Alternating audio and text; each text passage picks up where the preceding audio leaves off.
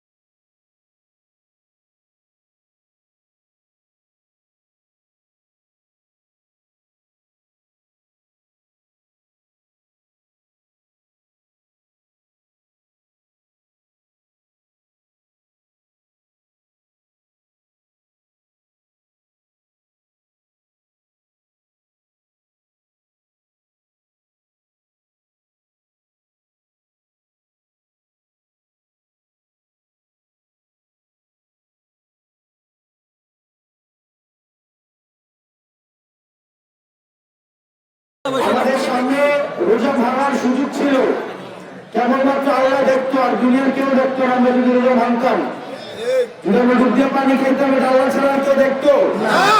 আল্লাহর ভয়ে কিন্তু আমরা গুনাহ থেকে দূরে ছিলাম, তাই না? রোজাটা ভাঙলে তো দুনিয়ার মানুষ কেউ দেখতো না, শুধুমাত্র আল্লাহ দেখতো। এই ভয়ে আমরা সারাদিন আত্মসংযম করেছি। ইফতার সামনে থাকার পরেও কিন্তু আমরা খাই নাই। এই শিক্ষাটা কিন্তু আমাদের আগামী 11 মাসের জন্য। সেটা হচ্ছে আপনার সুদ খাওয়ার সামনে হয়তো সুযোগ থাকবে, কিন্তু আপনি সুদ খাইতে পারবেন না। এটা ব্যাপারটা এমন, আজকে ঈদের মধ্য দিয়ে রোজার শিক্ষাটা আমাদের শেষ। আপনার ঘুষ খাওয়ার সুযোগ থাকবে, কিন্তু আপনি যে নিজেকে বিরত রাখার যে শিক্ষাটা পাইছেন, এই শিক্ষাটা আগামী 1 বছর এই সংযমের মধ্য দিয়ে আমাদেরকে যাইতে হবে। সুদ, ঘুষ, সামাজিক অনাচার, আরেকজনের জমি দখল করা, এই যে এগুলো থেকে নিজেকে বিরত রাখার শিক্ষাটাই এই রমজানে আমরা আত্মসংযমের মধ্যে পাইছি। আমাদের এই সমাজে কি আমরা কোনো সুদ রাখবো? আমরা কি কোনো ঘুষ রাখবো? কোনো দুর্নীতি রাখবো? এই যে দেখেন, এটা কেন রাখবো না? আপনি যদি একটা অপরাধ করেন, হয়তো দুনিয়ার কেউ দেখতেছে না, কিন্তু দেখতেছি কে? আমরা যে আল্লাহর কারণে, কিন্তু আল্লাহ দেখতেছে, এই কারণে আমরা কিন্তু কি করি না, রোজা ভাঙি নাই। এটা কি দেখতো কেউ? আমরা যদি রোজা ভাঙতাম, উঁচু করতে গিয়ে পানি খাইছেন, এটা কেউ কোনো সাক্ষী আছে দুনিয়াতে?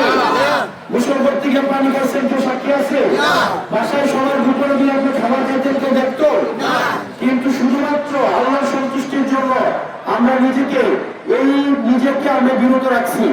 এই বিরত রাখার শিক্ষাটা যেন আমরা আমাদের সামাজিক জীবনে, জাতীয় জীবনে, আমাদের রাজনৈতিক জীবনে, আমাদের সব জায়গায় যেন আমরা প্রয়োগ করতে পারি। সামাজিক ভাবে অপরাধ, দুর্নীতি থেকে আমরা দূরে থাকতে পারি।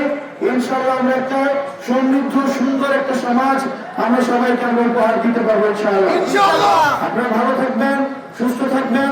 আল্লাহ যেন আমাদের সার্বিক কল্যাণ দেয়। এই আত্মসংযম যেন আমাদের সারা জীবনের পাথেয় হিসেবে আমরা গ্রহণ করতে পারি। আল্লাহ আমাদের সেই তৌফিক দান